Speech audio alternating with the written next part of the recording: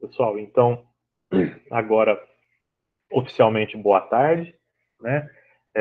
Vamos aqui para a nossa sessão de tirar dúvidas. A gente está falando hoje aqui sobre a aula que ficou disponível no YouTube na semana passada, a semana toda, e é a aula de segunda e terceira semanas do desenvolvimento do embrião, tá certo?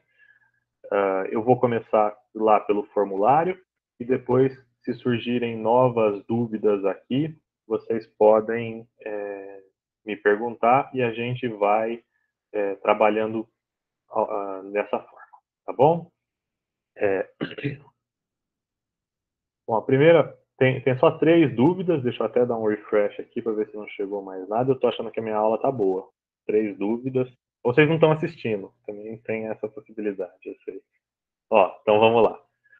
Primeira pergunta bem específica aqui, fala sobre a serotonina, né? A serotonina no lado esquerdo do embrião tem alguma outra função além de desencadear a cascata gênica? E se essa serotonina é diferente do neurotransmissor que tem esse mesmo nome? Olha, na verdade, essa serotonina é o neurotransmissor, tá certo?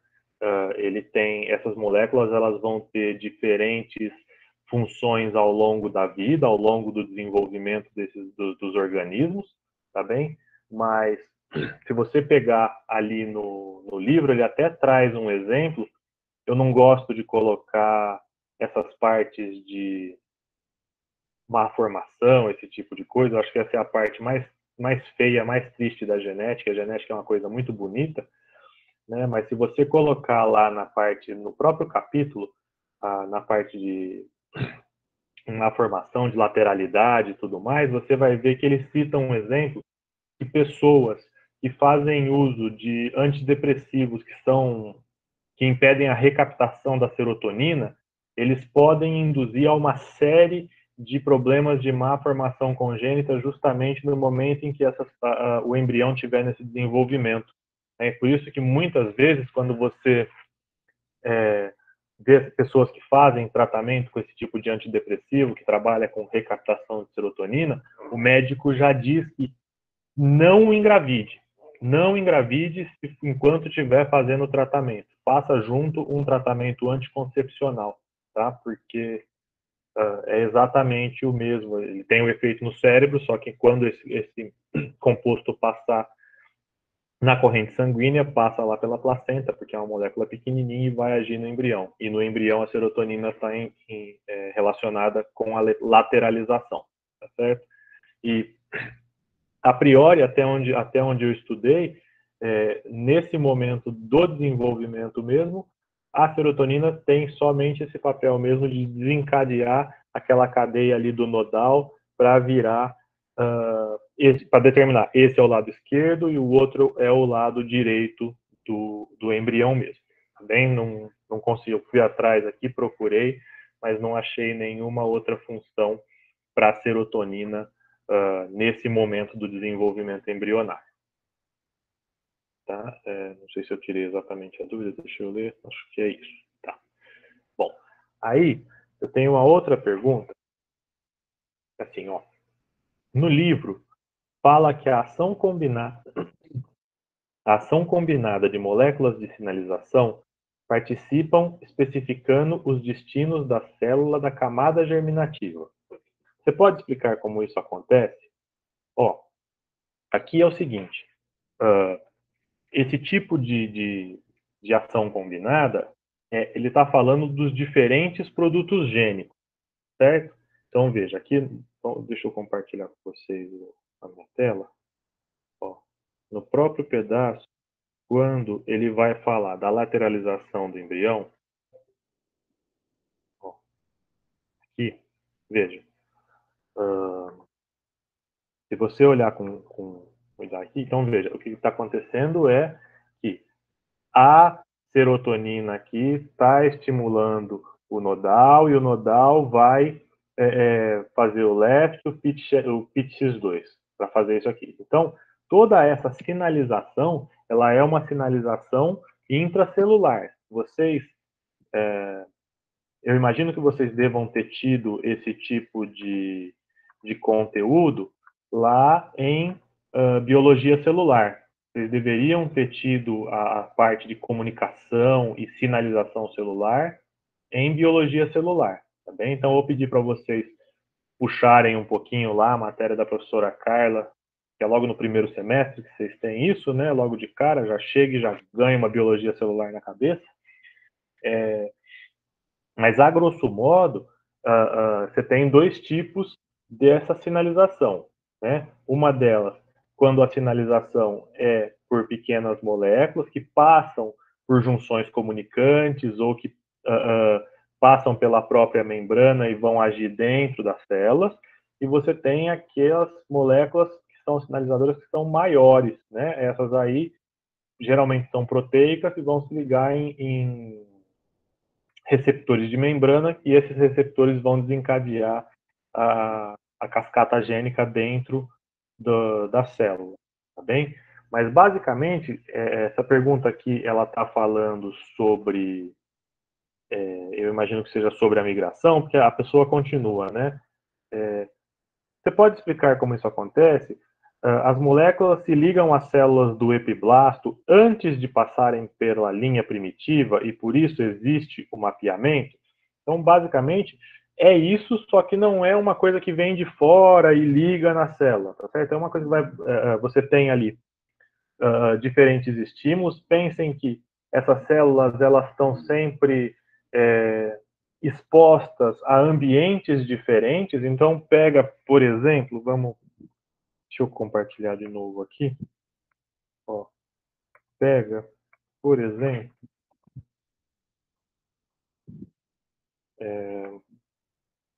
uma célula que está aqui, ó, na região que vai migrar nesse comecinho da linha primitiva, tá certo? O que essa célula tem de estímulo que vai encontrar? Ela tem uma concentração muito grande de nodal que está sendo expresso aqui no nó primitivo, tá certo? E esse nodal vai ajudar a determinar a notocorda, né?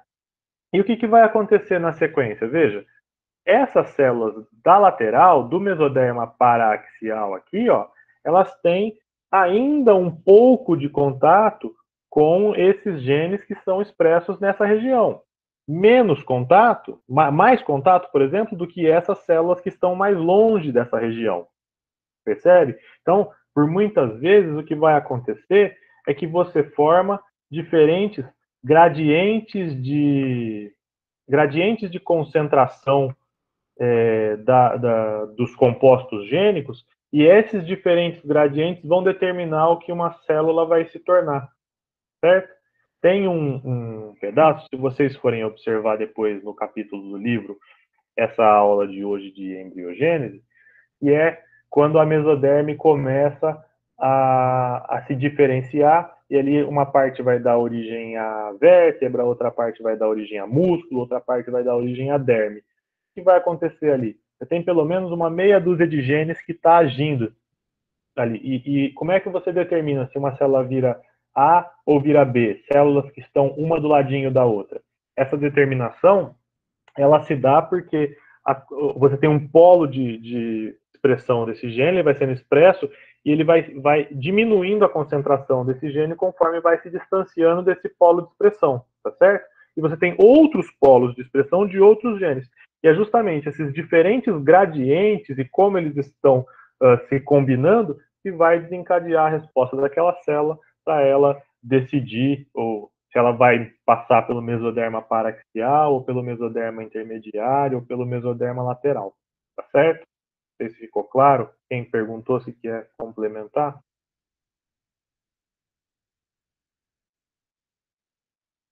Tá bem.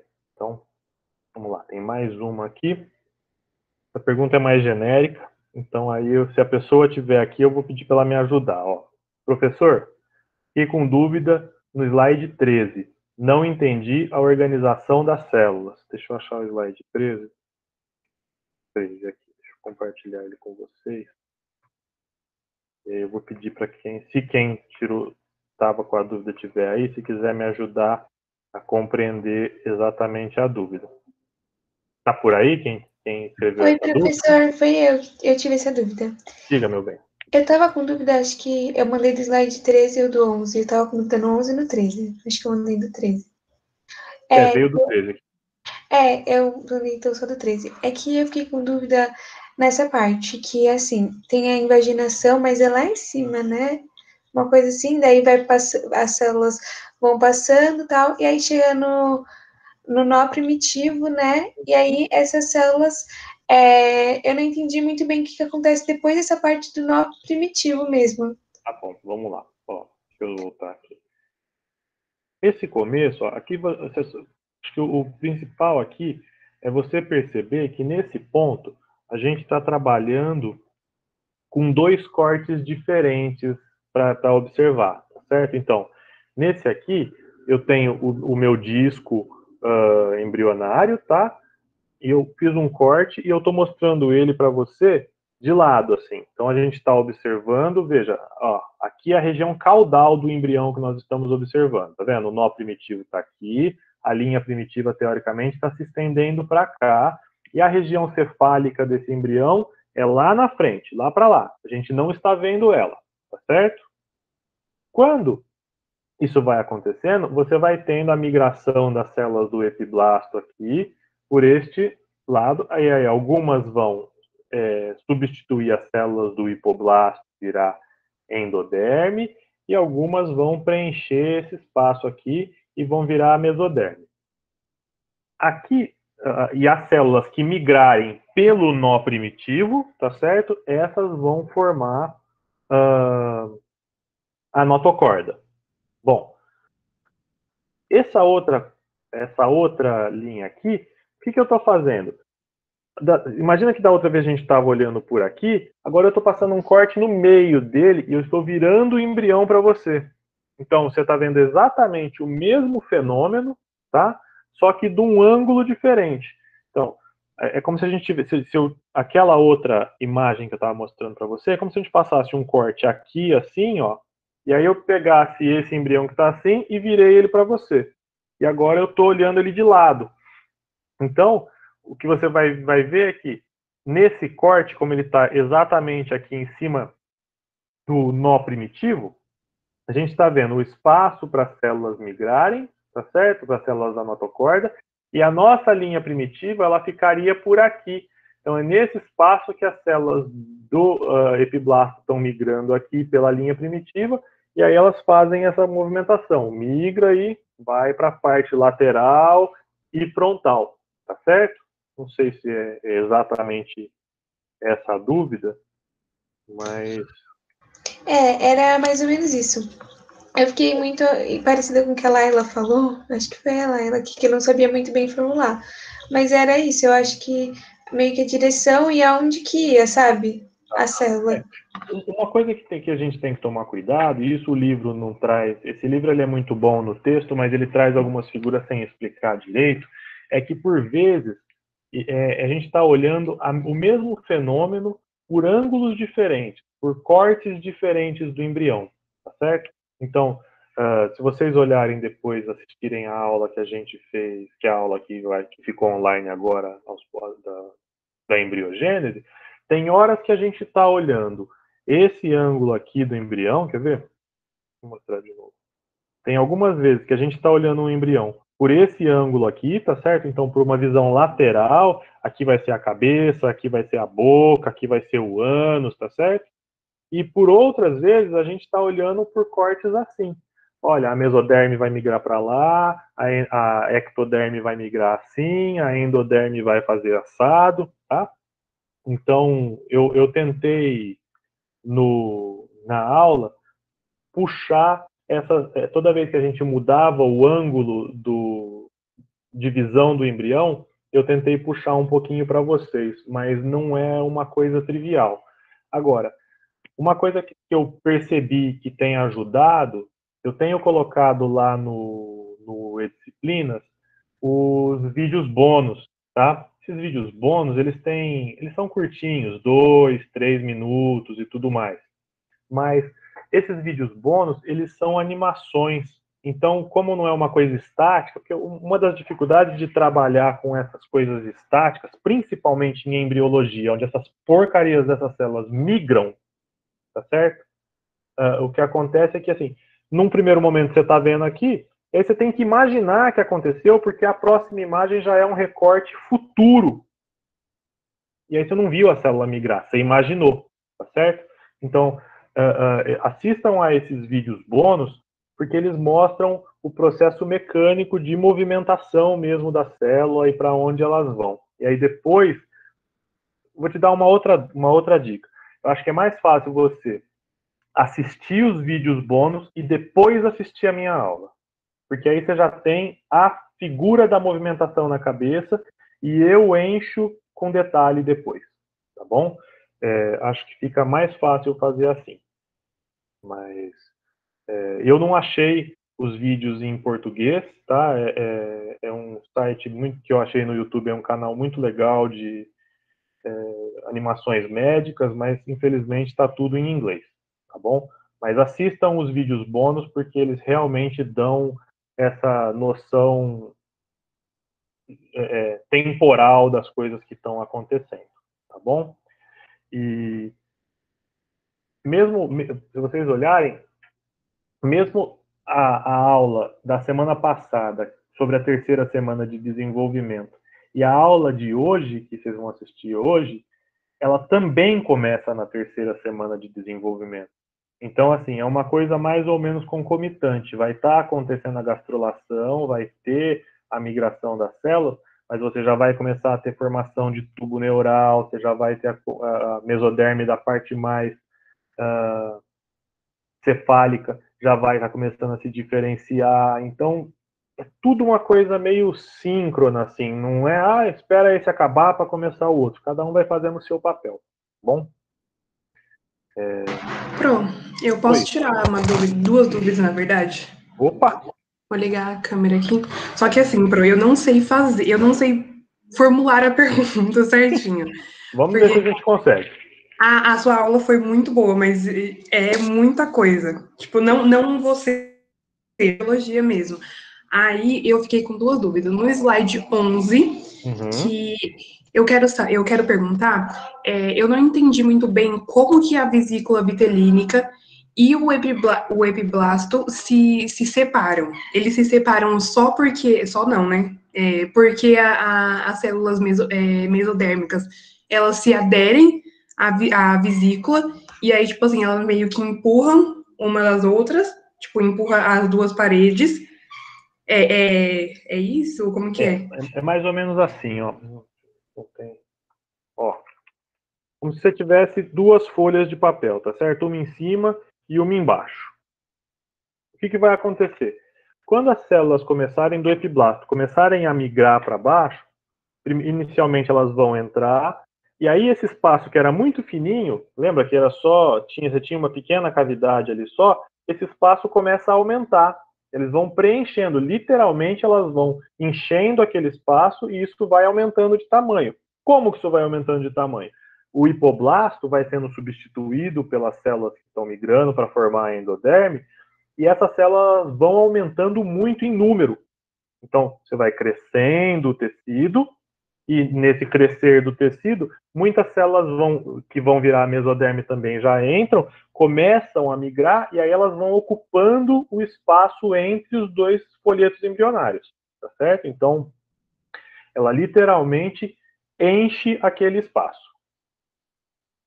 Tá? A próxima dúvida. Aí a próxima dúvida é no slide 13, 13. que na minha cabeça não entendi como que ocorre essa separação, que fica a membrana orofaringe, tipo, dividindo, sabe? Fica uma parte em cima e uma Ela parte não está embaixo. dividindo. Quer ver? Deixa eu ver se eu acho um slide melhor para mostrar ela. Ó, aqui. Nesse slide dá para ver. Deixa eu compartilhar com você. Ó,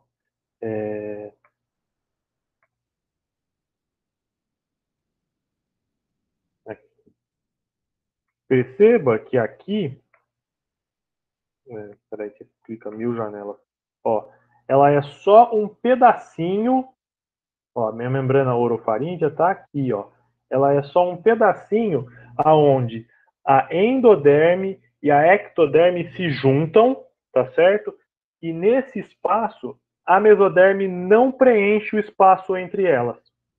Então, tanto na membrana orofaríngea quanto na membrana cloacal, deixa eu achar aqui o laser pointer de novo, ó.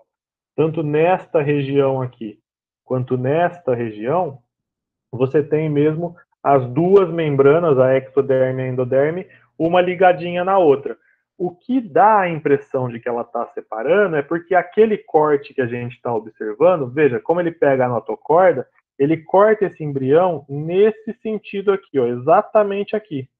Então, quando ele corta aqui, dá a impressão de que essa membrana orofaríngea, ela divide o embrião, mas não, ela não está dividindo o embrião como um todo, ela está simplesmente naquele lugarzinho específico impedindo que a mesoderme entre, tá? Porque ali depois, vocês vão ver na aula de hoje, ali depois é onde se forma a boca. Deu para compreender? Então tá bom. Mais dúvidas, pessoal? Vamos lá.